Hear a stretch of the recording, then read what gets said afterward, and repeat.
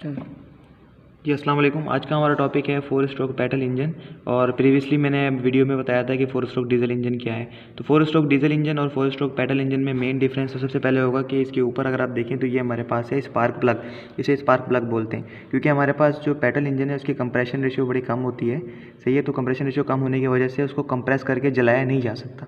That's why हमें spark एक देना पड़ता है, जो कि बैटरी से एक हाई वोल्टेज का स्पार्क होता है। तो उससे क्या होता है, हमारे पास एक कंबस्शन प्रोसेस स्टार्ट हो जाता है, यानी कि इग्निशन टेम्परेचर जो पेट्रोल का वो अचीव हो जाता है। लेकिन अगर हम बात करें डीजल इंजन की तो उसमें क्या होता है, आप हमारे पास लगा होता है फ्यूल इंजेक्टर, बजाय इसके कि स्पार्क प्लग लगा उसकी जगह क्या लगा होता है, फ्यूल इंजेक्टर। अब हम चलते हैं अपने वापस मॉडल की तरफ। अच्छा, इसमें मैंने आपको बता दिया कि इसके अंदर होता है स्पार्क प्लग। दूसरा क्या है कि जब हमारे पास फ्यूल इनटेक होगा, जब भी इसके अंदर जो पेट्रोल इंजन होगा उसके अंदर जो इनटेक होगा, मतलब यहाँ से हमारा इनटेक होगा इधर से, तो जो इनटेक होगा वो बेसिकली किस में होगा, एयर और फ्यूल दोनों, मतलब पेट्रोल और जो एयर है वो दोनों के दोनों इसके इस इनलेट वेल से इंटर होंगे। और डीजल में क्या हो रहा था, सिर्फ एयर इंटर हो रही थी सक्शन स्ट्रोक में।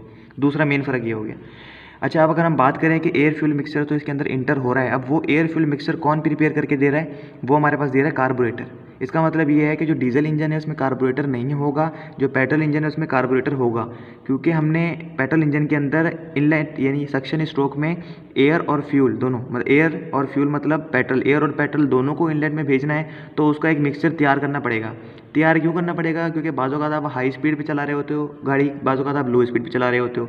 जब हाई स्पीड पे चलानी होती है तो आपको फ्यूल की रिक्वायरमेंट ज़्यादा होती है, और जब आपने लो स्पीड पे चलानी होती है फ्यूल की रिक्वायरमेंट कम होती है। तो उस सारी चीज़ को कंट्रोल करने के लिए एयर फ्यूल मिक्सर बनाने के लिए कार्बोरेटर यूज़ होता है, जिसके ज़रिए आप इनलेट के ज़रिए आप अपने जो एयर फ्यूल मिक्सर है उसको इंटर कर सकते हो। तो फ़र्क आपको पता लग गया, इसमें स्पार्क प्लग होता है उसमें नहीं होता, इसमें कार्बोरेटर होता है उसमें नहीं होता, और इसमें सक्शन स्ट्रोक में आपके पास क्या होता है, एयर फ्यूल मिक्सर इंटर होता है। तो ये मेन डिफरेंस थे बेसिकली। अब हम चलते हैं आगे।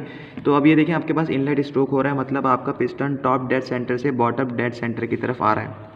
टॉप डेड सेंटर मतलब मैक्सिमम कितनी पोजीशन तक जा सकता है, और बॉटम डेड सेंटर मतलब मैक्सिमम लोवेस्ट पोजीशन तक कितनी जा सकता है। अब देखें तो ये हमारे पास क्या हो रहा है, सक्शन स्ट्रोक है, इनलेट वाल ओपन हुआ और हमारे पास सिंपली क्या हो रहा है कि सक्शन हो रही है, एयर फ्यूल मिक्सचर अंदर आ रहा है। अब ये हमारे पास अंदर आ रहा है, अब ये हमारे पास सक्शन स्ट्रोक है, पिस्टन पहुंच गए जनाब बॉटम डेड सेंटर तक। अब ये हमारे पास एक स्ट्रोक हो गया। टॉप डेड सेंटर से बॉटम डेड सेंटर का जो फासला होता है वो स्ट्रोक लेंथ कहलाता है। मतलब क्या है कि इसने जो फासला तय किया है वो एक स्ट्रोक का कंप्लीट कर लिया।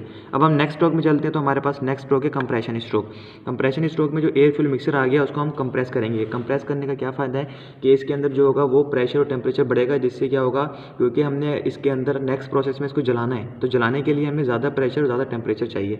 दैट्स वाई इसको हम कंप्रेस कर रहे हैं। अब ये हमारे पास कंप्रेशन प्रोसेस हो रहा है, इसमें आप देख रहे हैं इनलेट और आउटलेट दोनों वेल्व जो हैं बंद है, ये इनलेट है और ये आउटलेट है। अब ये दोनों बंद हैं, हमारे पास क्या हो रही है, कंप्रेशन हो रही है। जैसे हमारे पास कंप्रेशन होगी टॉप डेड सेंटर से थोड़ा सा पहले हमारे पास क्या होगा, स्पार्क लग जाएगा। क्योंकि जो कंप्रेशन है वो इतनी काफ़ी नहीं है कि वो पेट्रोल को जला सके, तो इसलिए उसका टेम्परेचर, इग्निशन टेम्परेचर हासिल करने के लिए हमें स्पार्क प्लग से इसको स्पार्क देना पड़ेगा, बैटरी से हाई स्पार्क। ठीक है, तो वो हाई स्पार्क क्या करेगा, इस पेट्रोल को जला देगा, पेट्रोल और एयर जो होगा उसके मिक्सर को जला देगा। जैसे ही वो जलेंगे तो हमारे पास क्या होगा, एक्सपेंशन होगी, एकदम एक्सपेंशन फैलेगा जो भी इसके अंदर हमारे पास एयर फ्यूल मिक्सर है। जब वो फैलेगा तो ये पिस्टन को धक्का लगाएगा, पिस्टन को जब धक्का लगाएगा तो ये नीचे मूव करेगा। और इसमें आप देख रहे हैं कि दोनों इनलेट और आउटलेट वाल दोनों क्या हैं, बंद हैं एक्सपेंशन प्रोसेस में भी। अब ये एक्सपेंशन प्रोसेस हो रहा है, यानी कि इसमें वर्किंग स्ट्रोक है, जो हमारे पास हीट एनर्जी पैदा हुई उसने क्या कर दिया, मैकेनिकल एनर्जी, यानी कि हमें रोटरी मोशन दे दी क्रैंकशाफ्ट को। ठीक है, हमारे पास मैकेनिकल वर्क में तब्दील हो गया जो हीट एनर्जी। अब ये देख रहे हैं आपके पास एक्सपेंशन स्ट्रोक है। अब जैसे ही यहाँ बॉटम डेड सेंटर तक पहुँचा तो हमारे पास एक्सपेंशन स्ट्रोक कंप्लीट हो गया। अब नेक्स्ट हमारे पास आएगा, क्योंकि एयर फ्यूल मिक्सचर ने अपना काम कर दिया, हमें वर्क दे दिया क्रैंकशाफ्ट पे, हमने अपना मकसद पूरा कर दिया। अब जो गैसेस यहाँ बच गई हैं उनको बाहर निकालना है, अपने बाहर निकालना है, तो अगला प्रोसेस होगा एग्जॉस्ट स्ट्रोक। एग्जॉस्ट स्ट्रोक में क्या होगा कि जो एग्जॉस्ट वेल्व है या आउटलेट वेल्व है उसके जरिए क्या होगा, एग्जॉस्ट बाहर निकल जाएगा। अभी आप देखिए एग्जॉस्ट स्ट्रोक में क्या हो रहा है, हमारे पास एग्जॉस्ट से बाहर निकल रहा है, तो ये हमारे पास एग्जॉस्ट प्रोसेस हो गया। तो 4 प्रोसेस है, अगर हम दोबारा देखें क्विकली, ये हमारे पास inlet stroke, air fuel mixer आया, हमारे पास इनलेट स्ट्रोक हो गया। दूसरा हमारे पास कंप्रेशन स्ट्रोक, कंप्रेशन स्ट्रोक में हमारे पास हो क्या रहा है, दोनों हमारे पास वेल्व बंद हैं और हमारे पास एयर फ्यूल मिक्सर कंप्रेस हो रहा है और टेम्परेचर प्रेशर हाई हो रहा है। और नेक्स्ट में हमारे पास जो होगा ये वाला एक्सपेंशन स्ट्रोक, इसमें भी दोनों वेल्व्स बंद हैं और यहाँ जो एयर फ्यूल मिक्सर है वहाँ क्या हो गया, स्पार्क लग के जल गया, अब वो एक्सपेंड हो रहा है। एक्सपेंड होने के बाद फिर क्या होगा, हमारे पास वो सारी गैसेस जल गई हैं, अब उसने क्या करना है, वापस जाना है, तो हमारे पास एग्जॉस्ट वाल्व खुला और गैस वापस चली गई। अब एक इंपॉर्टेंट चीज़ है, 2 इंपॉर्टेंट चीज़ें हैं कि ये जो इनलेट और आउटलेट वाल्व कंट्रोल कैसे हो रहे हैं। अगर हम इसके बैक साइड पे देखें तो देखें इधर लगे हैं टाइमिंग गियर्स। अगर इसको इधर देखें आप, ये लगे ना आपके पास टाइमिंग गियर्स। अब ये टाइमिंग गियर से कनेक्ट है हमारे पास कैम शाफ्ट, वो मैं आपको प्रीवियसली दिखा रहा हूँ। ये क्रैंक शाफ्ट घूमेगी, टाइमिंग गियर्स घूमेंगे, टाइमिंग गियर्स घूमेंगे तो हमारे पास होगा क्या कि ये देख रहे हैं आपके पास ये लोब्स लगी हुई हैं इसके अंदर, ये लोब्स, और ये इधर अगर आप देखें ये आपको लोब्स नज़र आ रही होंगी, ठीक है। तो जैसे जैसे मैं टाइमिंग गियर्स को घुमा रहा हूँ तो ये लोब्स क्या कर रही हैं बेसिकली, ये जब लोब्स घूम रही हैं तो हमारे पास ये क्या कर रही हैं, कैम शाफ्ट से क्या कर रही हैं। अगर आप रोटेशन पे गौर करें तो आप ये देख रहे हैं कि ये लॉब्स क्या कर रही हैं, इसको ऊपर धक्का दे रही हैं ऊपर की तरफ। अगर आप इसको पिस्टन की देखें, इस ये पुश रॉड है, ये बेसिकली ऊपर और नीचे हो रहा है। किसकी मदद से, ये जो नीचे लगी हुई है लोब्स और ये शाफ्ट के ऊपर लगी हुई है, इसको कैम शाफ्ट बोल रहा हूँ, जो कि टाइमिंग गियर्स की मदद से चल रही हैं। अगर आप दोबारा इसकी पोजीशन को देखें तो ये देख रहे हैं आप, ये इसकी पोजीशन को, ये लोब्स हैं, जैसे ये लोब्स इधर गई ये नीचे हो गया। अब जैसे ये ऊपर आएगी तो ये ऊपर हो जाएगा। अगर आप इसको ऑब्जर्व करें, आप देखें ये मोशन है इसकी चल रही है, अच्छा जी इसकी मोशन चल रही है। देखें अब ये इसकी मोशन जो अब ये ऊपर की तरफ मूव करेगा। अब ये देखें, ये देखें फिर ये मूव कर रहा है ऊपर। अब ये इधर देखें तो ये बेसिकली हो क्या रहा है, ये हमारे पास ऊपर मूव कर रहा है। ऊपर मूव करने से जो रॉकर आर्म है इसको धक्का लग रहा है इस तरफ, थोड़ा सा अगर हम नीचे करें 1 मिनट, ये तो ये हमारे पास पुश रॉड ऊपर हो रहा है। पुश रॉड को ऊपर करने से क्या हो रहा है, ये जो हमारे पास रॉकर आर्म है ये क्या हो रहा है, इस डायरेक्शन में जा रहा है, इस डायरेक्शन में। जैसे इस डायरेक्शन में जाएगा तो ये हमारे पास वेल क्या है, ओपन हो जाएगा। तो मतलब इनकी ओपनिंग और क्लोजिंग को हम किससे कंट्रोल कर रहे हैं, ये जो लगी हुई है कैम शाफ्ट, ठीक है। ये लोब्स हैं और ये कैम शाफ्ट है। और जो एक इंपॉर्टेंट चीज़ है जो मैंने आपको बतानी है वो है पिस्टन रिंग्स, वो हम देख लेते हैं। अब ये पिस्टन रिंग्स देख रहे हैं आप, ये पिस्टन के अंदर ग्रूव्स बनाए हुए हैं, मतलब एक झुर्रियाँ बनाई हुई हैं 1 2 3।